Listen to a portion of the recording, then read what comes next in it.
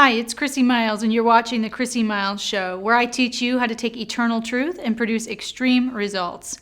In today's episode, I'm going to teach you how to build on past performance.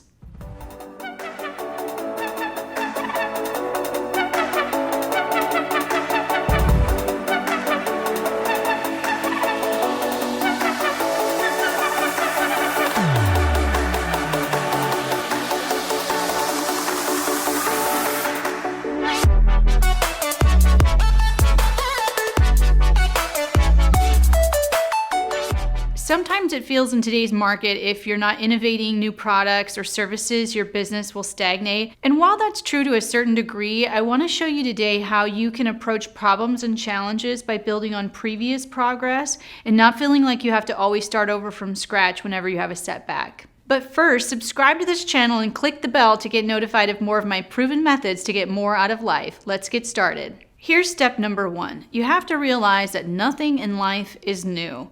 Ecclesiastes 1:9 says this: "What has been will be, what has been done will be done again. There's nothing new under the sun." You may be familiar with the old company Sears and Roebuck. Of course, it's going through some major shifts right now in the business world. But Sears and Roebuck started as a catalog ordering service. And for literally a century, people from all over the country would receive goods and services right to their hometown by flipping through the Sears and Roebuck catalog and deciding and placing an order for a product that they wanted. Well, guess what? There was a lull in people wanting to order from catalogs, but in that absence, of course, we have the company that we all know and love, Amazon.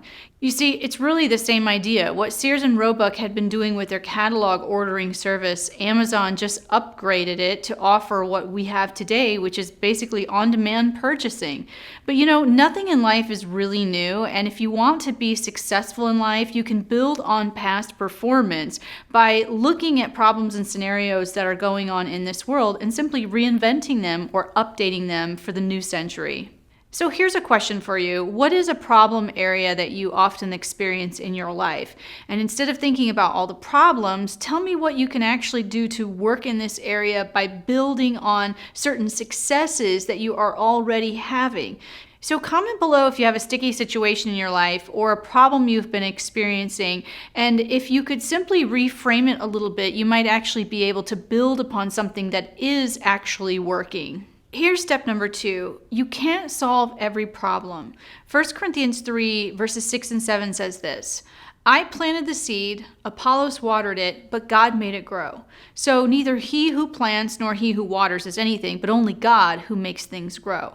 So here's a situation we find ourselves in a lot of times. We want to get our hands on every aspect of the problem and try to solve every single thing. Maybe you're a small business owner and you're used to doing everything in your small business. Or maybe you're at a job and you have a hard time letting go of control to certain people of different departments. You have to understand that you cannot solve every problem. You only play one small role in the big picture. So if you want to really build on previous progress, you can actually build on the progress that other people are doing. Learn how to work in a team. Learn how to delegate so that you're not taking everything all on your own plate. Realize and understand the part you play in solving a problem, but understand that you can't solve every problem.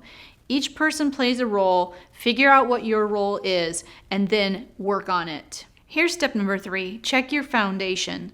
Jesus tells a parable in Matthew chapter 7 that says this: "Therefore, everyone who hears these words of mine and puts them into practice is like a wise man who built his house on the rock. The rain came down, the streams rose, and the winds blew and beat against that house, yet it did not fall because it had its foundation on the rock. But everyone who hears these words of mine and does not put them into practice is like a foolish man who built his house on sand. The rain came down, the streams rose, and the winds blew and beat against that house, and it fell with a great crash." What Jesus is saying here is that your foundation has to be built on hearing the words of Jesus and putting them into practice. Now, I would say the caveat to this is that sometimes people think they know the words of Jesus or the words of God, and they misapply them and they put into practice the wrong thing. But if you want to understand following Jesus and what that means, you have to get to the heart of what he was about and the nature of who he was. And sometimes people have different opinions about who Jesus was, or they misinterpret his actions. In some cases, people falsely assume that Jesus was just a hippie sort of figure that was walking around this earth just helping out poor people. And that's part of who he was. He certainly was a merciful person that had grace for the downtrodden and the poorer people of life, if you will, people who were emotionally upset, hurting of physical problems. But Jesus also had another aspect to himself. And in fact, the primary purpose of his ministry was to usher in the kingdom of God into this earth. And therefore, he was very opposed to anyone who would prevent people from receiving all of the truth of God that would essentially set people free from the troubles that they were experiencing. So understanding your foundation and the foundation of hearing the words of Jesus and putting them into practice has its foundation in understanding the heart and the nature of who Jesus was, and then following that. Simply making your life about a public service model of helping poor people is not fully what Jesus' life was all about. His life was about proclaiming who God was and working against people who did not know the heart of God, and he worked to correct their false understanding of who God was. So being truthful with people about who God really was just as much a part of Jesus' ministry as helping out the poor and the downtrodden. So for more tips on building on your previous progress, I want you to purchase a copy of my 30-day journal called The Courage to Believe, where I'll show you how to uncover the beliefs in your life that are preventing you from living life to the fullest. And I guarantee you're going to challenge yourself to understand that you probably have some progressive ideologies that are impacting your growth right now. Follow the link in the description and get a copy today of my 30-day journal entitled The Courage to Believe.